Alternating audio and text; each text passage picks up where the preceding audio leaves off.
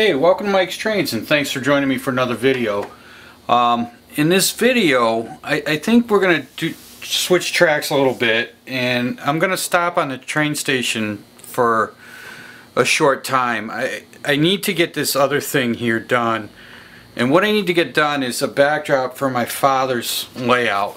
So I just wanted to show you the process of how I do a backdrop. These are the beginning of the backdrops. There are 10 pages here.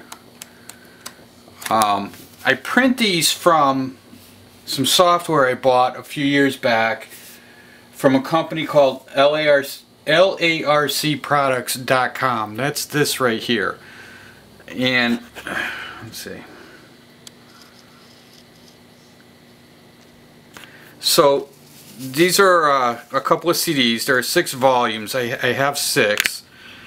And what these are is they're all different backdrops that will go with your scenery. I mean, they have just a wealth of different types of backdrops that are usable, and you can size them to whatever you want.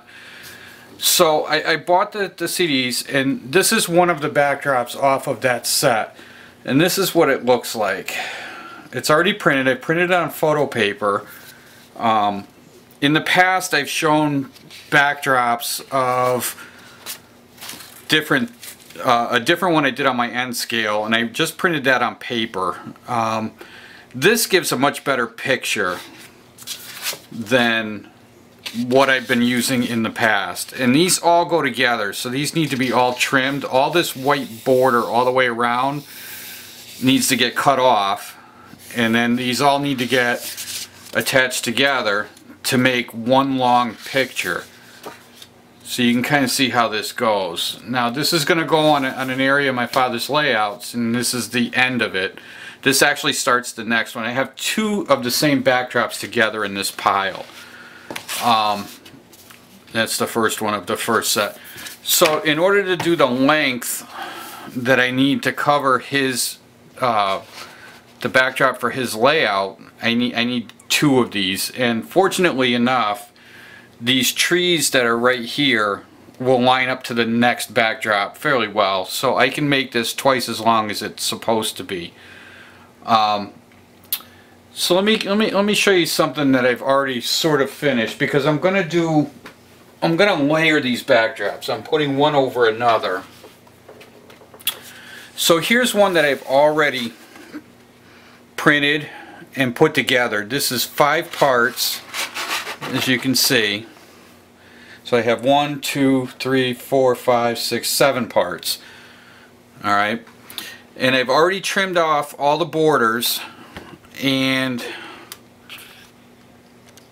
let's see if I can focus this a little better. There we go.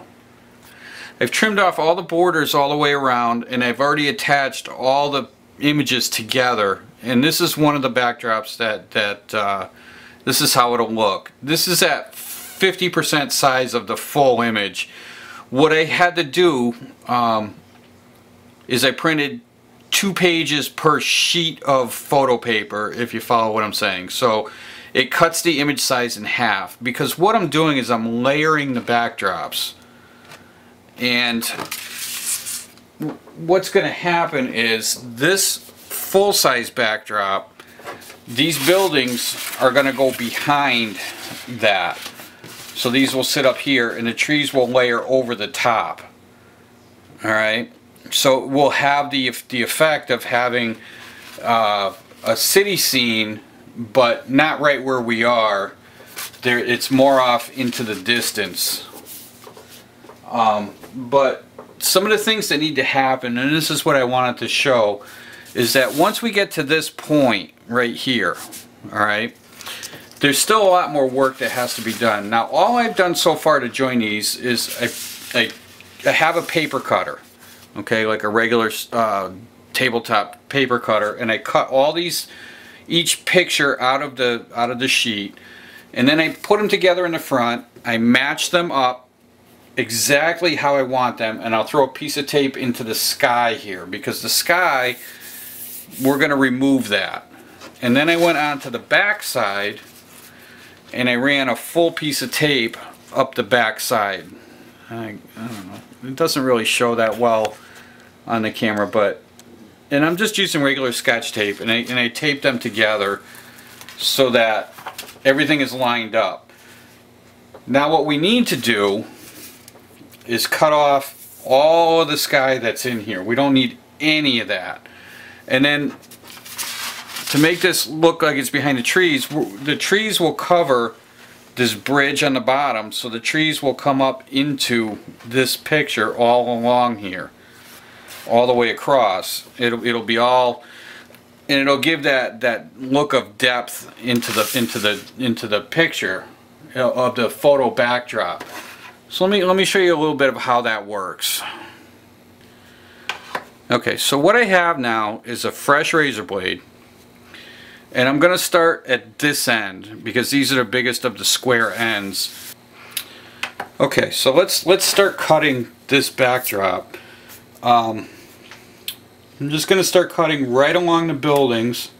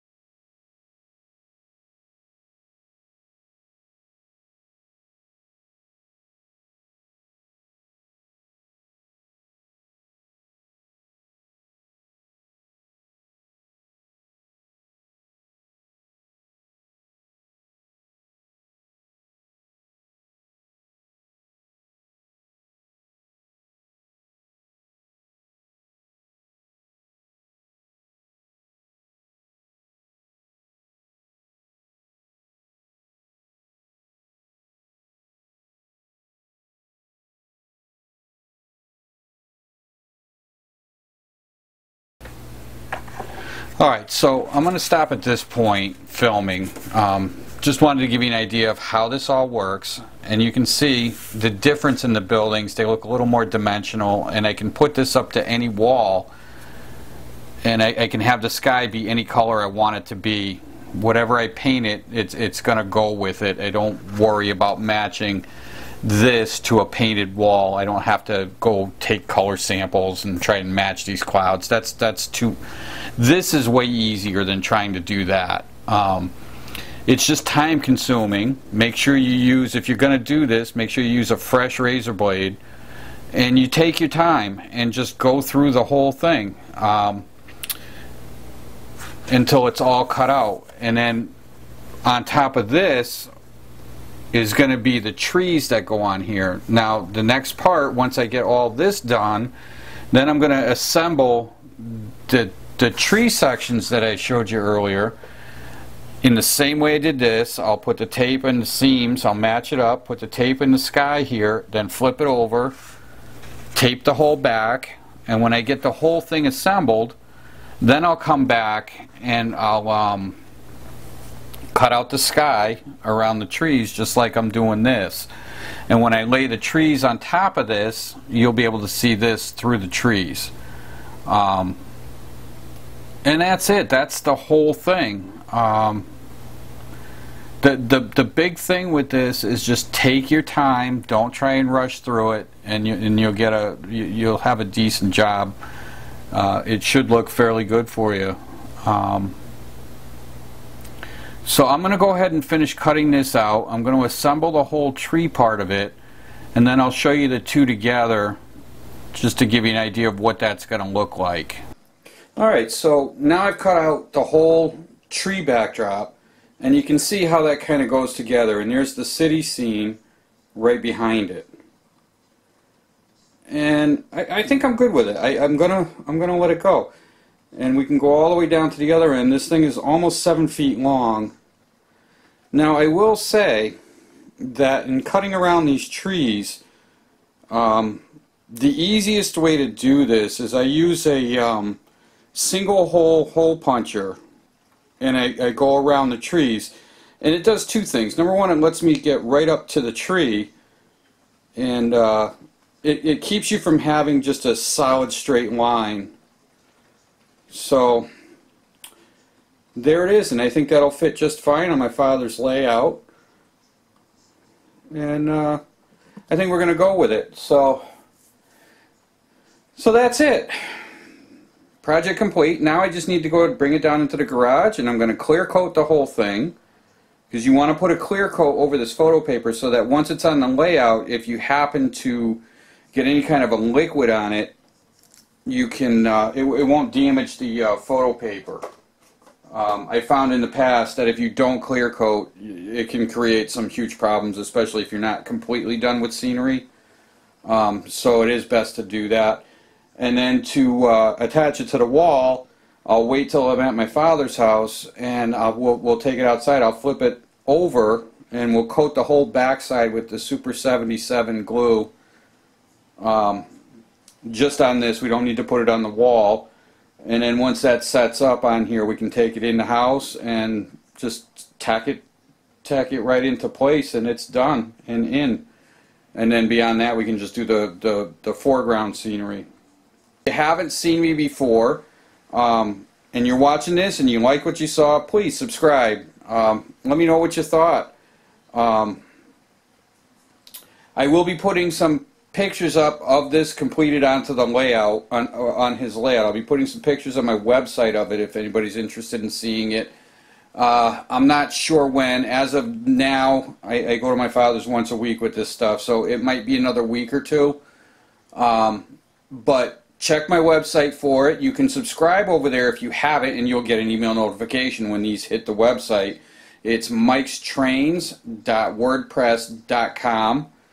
And these will show up there on the layout as well. So, stay tuned for that. So until next time, happy modeling.